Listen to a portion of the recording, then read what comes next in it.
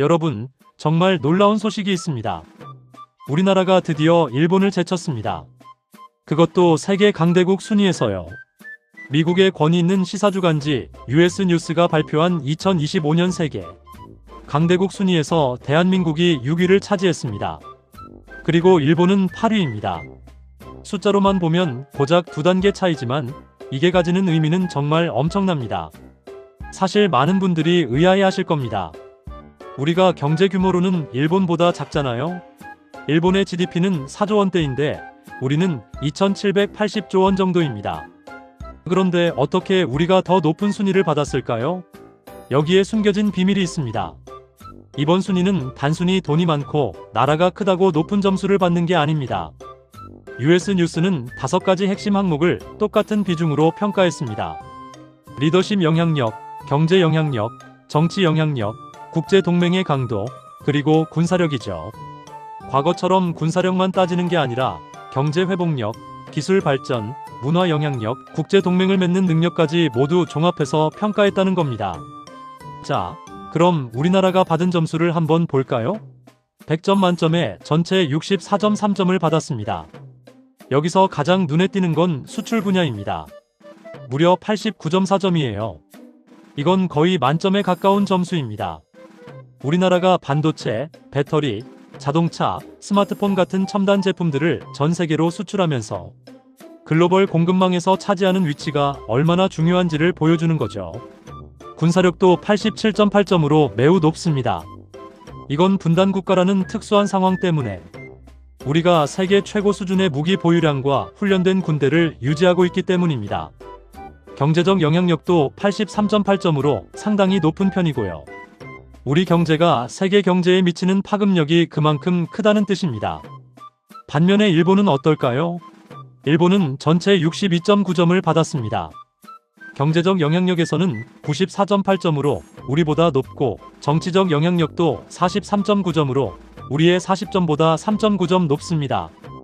국제 동맹 부분에서도 74.1점으로 우리의 61.9점보다 앞서 있죠. 그런데 결정적인 차이가 바로 군사력입니다. 일본은 군사력에서 30.3점밖에 받지 못했습니다.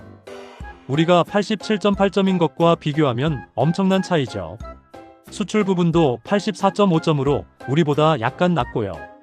여기서 재미있는 점은 일본이 평화헌법 때문에 군사력 증강에 제약이 있다는 겁니다. 반면 우리는 북한이라는 현실적인 위협 때문에 어쩔 수 없이 강력한 군사력을 유지해야 했고 이게 역설적으로 이번 순위에서는 플러스 요인이 된 거죠. 전체 순위를 보면 1위는 당연히 미국입니다. 100점 만점에 100점을 받았어요. 압도적이죠. 2위는 중국으로 95.8점, 3위는 러시아가 91.0점을 받았습니다. 4위 영국이 83.3점, 5위 독일이 81.0점이고요. 그 다음이 바로 우리 대한민국 6위입니다. 7위가 프랑스로 63.1점이니까 우리랑 거의 비슷한 수준이고 8위 일본, 9위 사우디아라비아가 56.6점, 10위는 이스라엘이 56.2점을 받았습니다.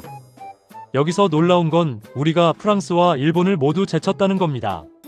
프랑스는 UN 안전보장이사회 상임이사국이고 핵무기를 보유한 나라입니다. 역사적으로도 식민지를 많이 거느렸던 제국주의 강대국이었죠. 일본도 마찬가지입니다.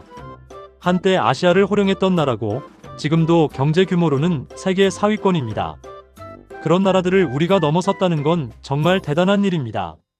물론 여기서 조심해야 할 부분도 있습니다. 이 순위는 전 세계 36개국 16,960명을 대상으로 한 설문조사를 바탕으로 만들어진 겁니다. 그러니까 완전히 객관적인 수치만으로 평가한 게 아니라 사람들이 각 나라를 어떻게 인식하는지도 많이 반영되었다는 뜻이죠. 실제 GDP나 군사비 지출 같은 딱딱한 숫자만 따지면 결과가 달라질 수도 있습니다. 그래도 이게 왜 의미 있냐면 국가의 힘이라는 게 단순히 숫자로만 측정되는 게 아니기 때문입니다. 전 세계 사람들이 한국을 어떻게 보느냐, 한국 제품을 얼마나 신뢰하느냐, 한국과 동맹을 맺고 싶어 하느냐, 이런 것들이 모두 소프트 파워이고 실제 국력의 일부입니다. BTS, 블랙핑크 같은 K-팝, 오징어 게임이나 기생충 같은 K-드라마와 영화, 삼성과 LG의 전자제품, 현대와 기아의 자동차들이 전 세계에서 인기를 끌면서 한국의 이미지가 엄청나게 좋아졌습니다. 이게 다 점수로 반영된 거죠. 우리나라 인구는 5,160만 명입니다. 세계적으로 보면 그렇게 많은 편이 아니에요. 그런데 이 정도 인구로 GDP 1조 9,500억 달러, 우리 돈으로 2,780조 원 규모의 경제를 만들어냈다는 건 정말 효율적이라는 뜻입니다. 1인당 국민소득이 높다는 거고 그만큼 기술력과 생산성이 뛰어나다는 증거죠. 특히 기술혁신 부분에서 우리나라가 높은 평가를 받은 건 당연합니다. 반도체 분야에서 삼성전자와 SK하이닉스는 세계 최고 수준이고 배터리 분야에서 LG에너지솔루션이나 삼성 SDI도 글로벌 리더입니다. 조선업에서도 한국은 여전히 세계 1위를 지키고 있고요. 이런 첨단 산업들이 미래 경제의 핵심이 되면서 한국의 위상이 더욱 높아진 겁니다. 여기서 한 가지 더 생각해 볼 점은 국제동맹의 중요성입니다. 우리나라는 미국과 강력한 동맹 관계를 맺고 있죠. 이게 안보는 물론이고 경제, 기술 협력에서도 엄청난 자산입니다. 최근에는 인도태평양 전략의 핵심 파트너로 부상하면서 미국, 일본, 호주와 함께 이 지역의 안정을 책임지는 역할을 하고 있습니다. 이런 외교적 입지가 모두 국력평가에 반영되었습니다. 재미있는 건 인도, 호주, 캐나다 같이 우리보다 경제 규모가 큰 나라들이 10위권 밖에 있다는 겁니다. 캐나다 GDP는 우리보다 크지만 10위 안에 들지 못했어요. 이게 뭘 의미하냐면 이제는 단순히 땅이 넓고 인구가 많고 자원이 많다고 강대국이 되는 시대가 아니라는 겁니다. 얼마나 기술력이 있고 얼마나 혁신적이고 국제사회에서 얼마나 영향력을 발휘하느냐가 더 중요한 시대가 되었다는 뜻이죠. 우리가 일본을 넘어섰다는 건 감정적으로도 큰 의미가 있습니다. 역사적으로 우리는 일본에게 식민 지배를 당했고 경제적으로도 항상 일본을 따라잡으려 노력해왔습니다. 그런데 이제는 적어도 종합국력 면에서는 일본을 앞서게 된 거죠. 물론 아직 경제 규모나 기술 축적 면에서 일본이 앞선 부분이 많지만 전체적인 추세로 보면 우리가 계속 올라가고 있고 일본은 정체되어 있다는 걸 알 수 있습니다. 이 순위를 만든 US 뉴스는 광고회사 WPP 산하 BAV 그룹 그리고 펜실베이니아 대학교 와튼스쿨의 교수와 함께 작업했다고 합니다. 와튼스쿨은 세계 최고의 비즈니스 스쿨 중 하나죠. 그만큼 이 순위가 전문성과 신뢰성을 가지고 있다는 뜻입니다. 물론 이 순위가 완벽하다는 건 아닙니다. 다른 기관에서 다른 기준으로 평가하면 순위가 달라질 수 있어요. 실제로 글로벌 파이어파워 같은 군사력 중심 평가에서는 순위가 다르게 나오기도 하고 브랜드 파이낸스의 소프트 파워 지수 같은 걸 보면 또 다른 결과가 나옵니다. 하지만 중요한 건 어떤 평가를 보더라도 한국이 세계 10위권 안에 확실히 들어간다는 겁니다. 여기서 한 가지 더 짚고 넘어갈 게 있습니다. 바로 우리의 리더십 점수가 22.1점으로 상당히 낮다는 겁니다. 이건 국제사회에서 한국의 정치 리더십이나 외교적 주도권이 아직 부족하다는 의미로 해석됩니다. 경제력이나 군사력, 기술력은 뛰어나지만 국제 무대에서 목소리를 내고 의제를 주도하는 능력은 더 키워야 한다는 뜻이죠. 이게 바로 우리가 앞으로 개선해야 할 부분입니다. 반면 일본은 리더십 점수가 46.1점으로 우리보다 2배 이상 높습니다. 이건 일본이 오랜 시간 지칠 회원국으로 활동하면서 쌓아온 외교적 신뢰와 경험이 반영된 결과입니다.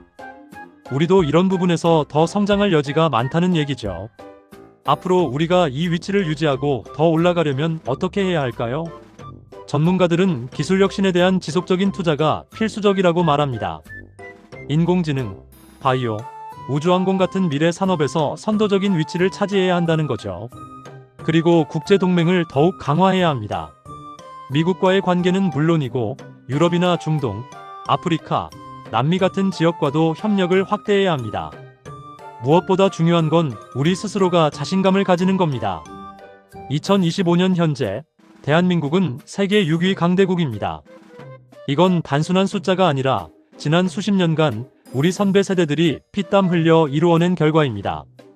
전쟁의 폐허에서 시작해서 지금은 전 세계가 주목하는 나라가 되었습니다. 이제 우리는 더 이상 약소국이 아닙니다. 당당한 강대국입니다.